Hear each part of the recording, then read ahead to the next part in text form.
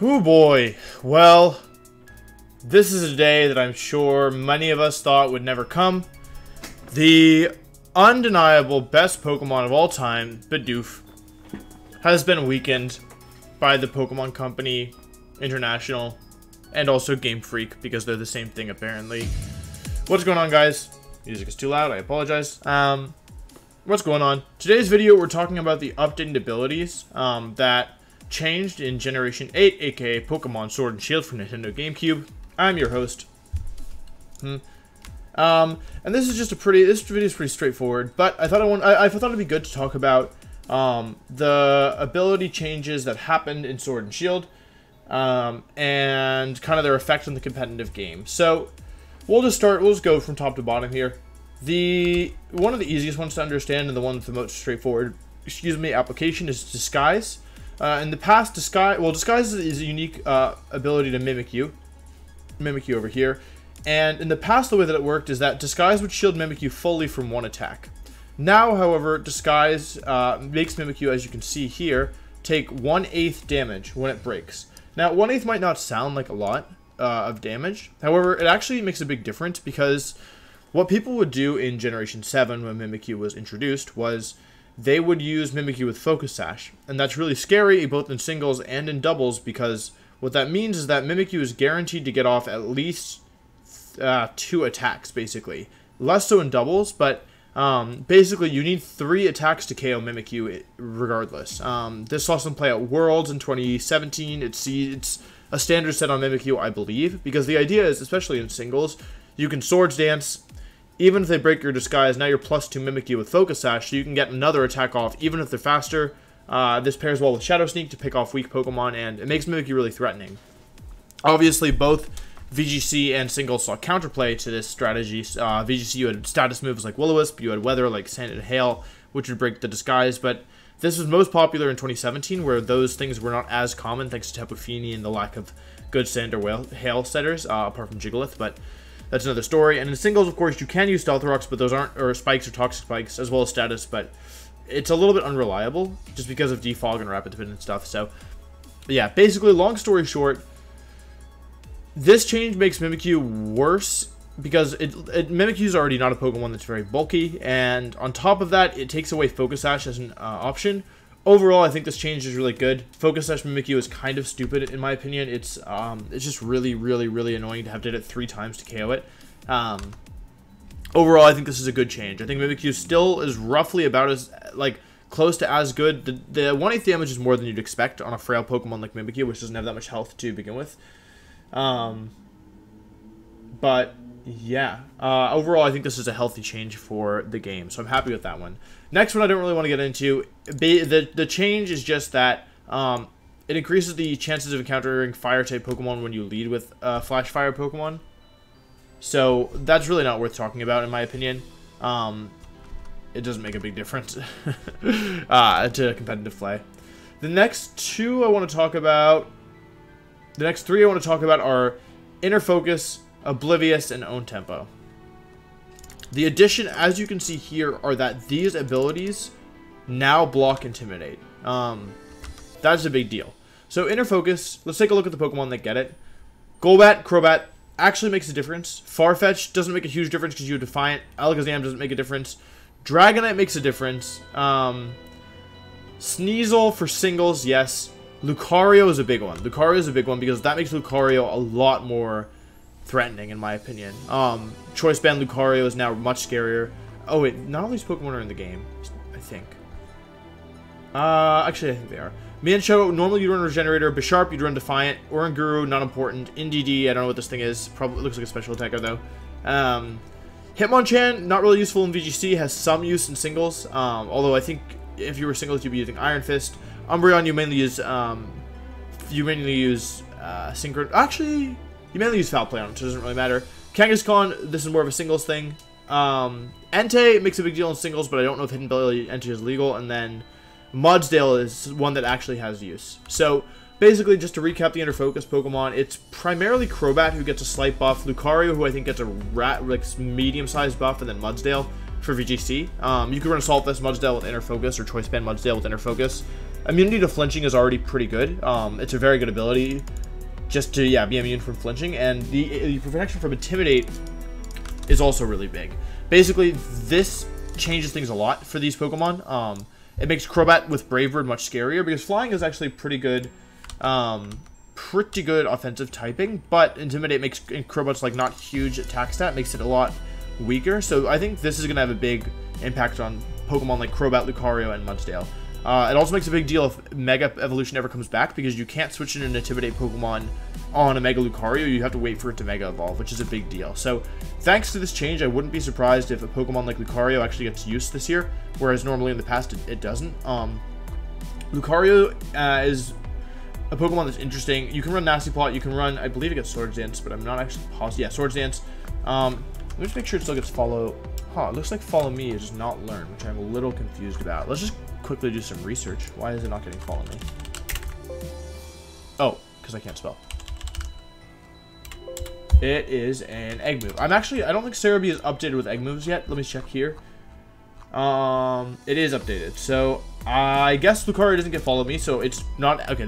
So basically, if you're running Lucario, Choice Band is now looking a lot nicer than a support set. But yeah, kind of too soon to tell.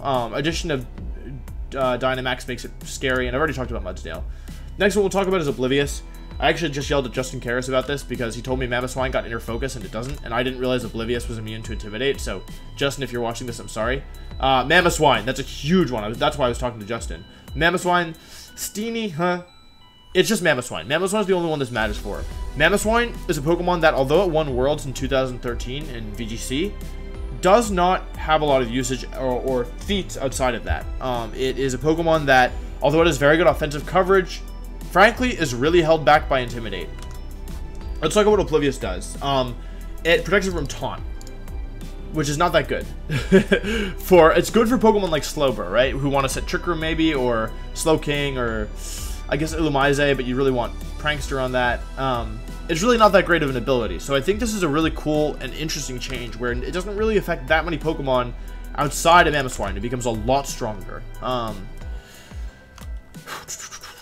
Yeah. So that's going to be interesting. Thanks to this change, I think Mamoswine is going to be significantly stronger. So if you like Mamoswine, this is a very good change for you. This makes it, like, this difference, this one little change that affects one Pokemon makes a big difference. Opens up a lot of doors with Mamoswine running Assault Vest, running Choice Band, running Choice Scarf. Basically, it makes Mamoswine kind of in a similar role to Garchomp, I think. But the Ice-type coverage is really nice, especially because there's a couple nice dragons around. Last one, Own Tempo. Let's see if there's anything relevant here. I know there's one.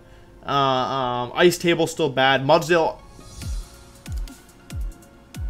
has 2 ways of blocking Intimidate. Did not know that. Mudsdale, like I mentioned. Own Temple's not as good as Inner Focus, unless they're both good. Own Temple doesn't have much use outside of Ice Table.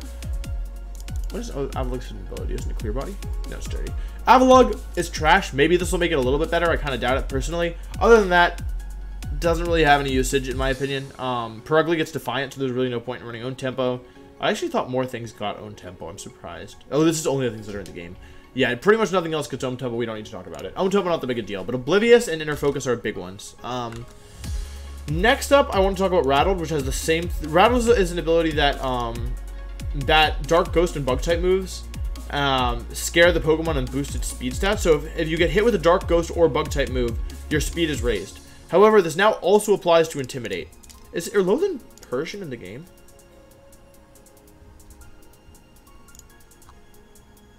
How do you get it? Wait, how do you get it? I don't know if it's in the game. Anyway. Rattled. Granbull's a Pokemon you'd normally running Intimidate on, so it's not a big deal. Actually, only Toxel gets it regularly. Other than that, this is a speed boost, so it works for special attackers as well, but unfortunately, there's really not very... I actually didn't know Magikarp got this. This really doesn't have much usage. Clamperl is a gimmick Pokemon you can run. It's good on Clamperl. It gives you speed boost. Because Clamperl, you would be surprised, hits insanely hard. Like, Clamperl, if you want to cheese somebody, is a great Pokemon. However, unfortunately, outside of that, Rattle doesn't really have much usage, in my opinion. I don't even want to talk about it. That's how bad it is. And my favorite change of Generation... I'm sorry, Bidoof. You were too powerful.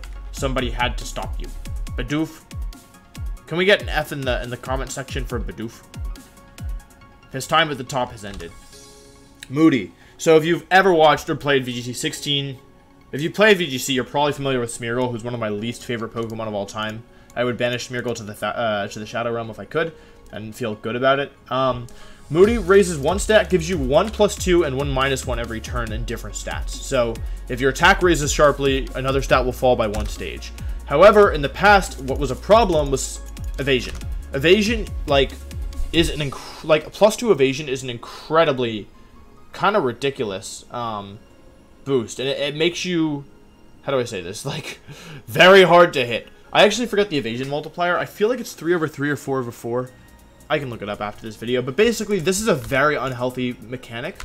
I brought Moody Smeargle to regionals at my last regional on the 3DS.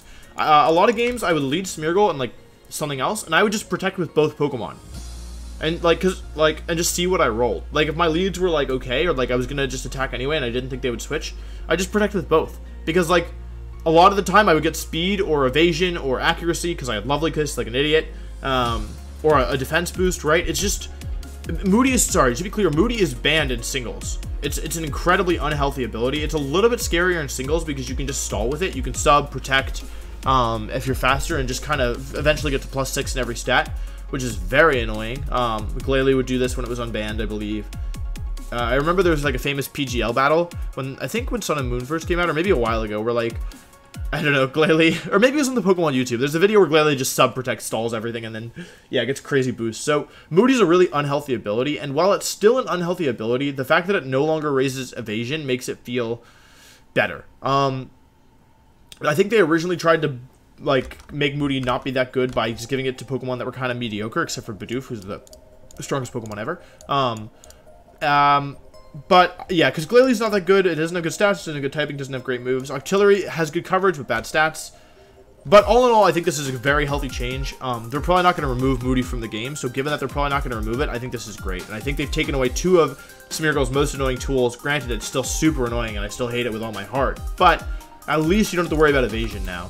My friend Aaron Trailer would always play me with Smeargle, and he would just, like, evasion cheese me every time. I don't know how he did it. He has a special bond with Smeargle. He's just a Smeargle trainer. But yeah, so I think this is a really healthy change, and although I do feel bad for Bidoof, I think Bidoof is probably strong enough that this change doesn't make a huge deal to its overall viability, just because it's already so good. Like, it's hard to take down, you know? Anyway, that's all the new abilities, or all the old abilities that have new effects, which I think are very interesting, that have been discovered so far. There may be more coming. If you're watching this video in a month, you may have there may be more discovered. But yeah, let me know what you guys think about the new abilities. Let me know which of the Pokemon that abilities changed you think had the biggest effect. And then, yeah, please put F in the comment section for Bidoof. Poor Bidoof, dude. Poor Bidoof. He was too strong. Anyway, thank you for watching this video, and I will see you tomorrow. Goodbye.